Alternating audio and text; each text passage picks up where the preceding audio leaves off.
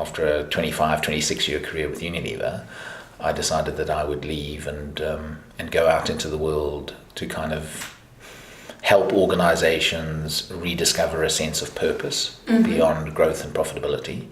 Because I'd been very involved in archetyping the transformation of Unilever, putting purpose at the core of everything that it did. And so I often say that the consequence of being a good business is to grow and to be profitable, but that's not its purpose. You know, people often challenge me and say, oh, well, the purpose of a company is to make money. And I'll say, no, that's the consequence of being a good business. It's not its purpose. And we saw a significant improvement in the performance of Unilever, our ability to attract talent, by rediscovering the sense of purpose and putting it at the forefront of everything that we do. And the other thing that I did while I was in Unilever was I addressed the whole issue of mental ill health in the workplace, and breaking the stigma around mental ill health, with some amazing results after about a 2-year program of addressing stigma. And I suppose I kind of thought, well, I've got under one arm I've got this kind of all this knowledge about how to transform an organization with purpose at the core, and under this arm I've got all this knowledge about how could you break the stigma around mental ill health in the workplace so people feel they can talk about it and talk about their mental ill health. And so I decided to leave. And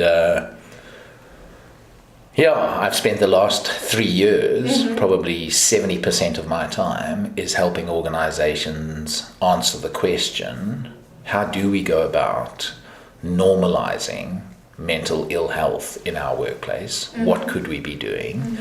So I spend probably 75% of my time doing that, and 25% of my time helping organizations become more purposeful, as well as leaders. I'm involved in a leadership program where we're helping the next generation of leaders be more responsible in the way they lead and be more purpose-led rather than be narcissistic and greedy, like a large majority of corporate leaders today, which has led to such distrust of the corporate world. How difficult do you find it to change that mindset of a company, to flip from profit and growth to a purpose? Very difficult.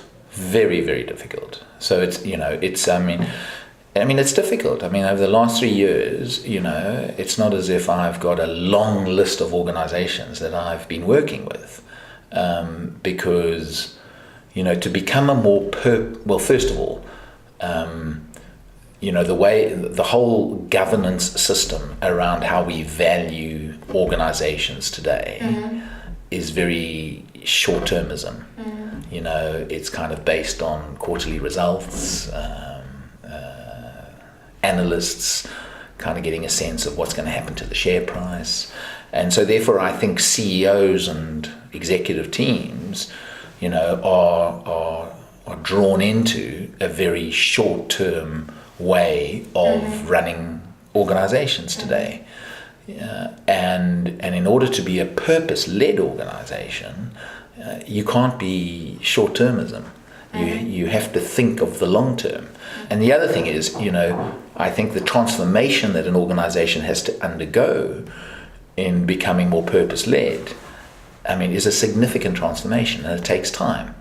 And there aren't many CEOs who hang about for more than 3 or 4 years. And I think it takes between 5 and 10 years to really embed this sense of purpose so that it drives everything that you do in the organization, because it's in the systems, it's in the policies, it's in the processes, it's become part of the leadership culture, and that all takes time, and so I think organizations are finding it very difficult. However, if you look at the data and you look at all the research, those organizations that have stayed true to a sense of purpose and have truly embedded and lived it, outperform most other organizations, or outlive those that have kind of seen their reason for existence just to be profitable and to grow.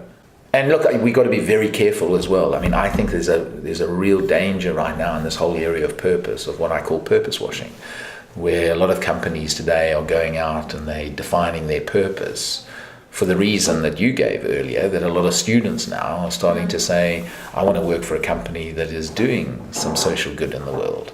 And so companies are suddenly running around thinking, oh, gee, we better have a statement which kind of tells those students what we are trying to do. Yeah.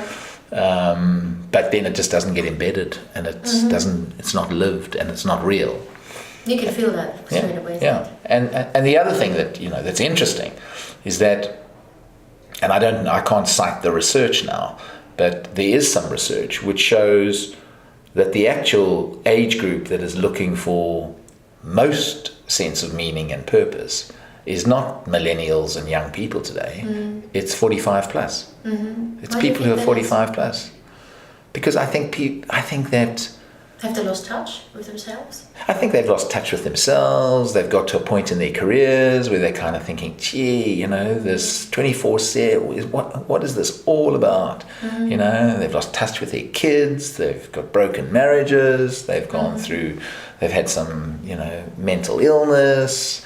And it's kind of, what is this all about? And, why was I born? And why am I doing what I'm doing? And I don't know whether that's some kind of midlife crisis that people go through, but it's prevalent that people 45 plus are looking for meaning as much as millennials are.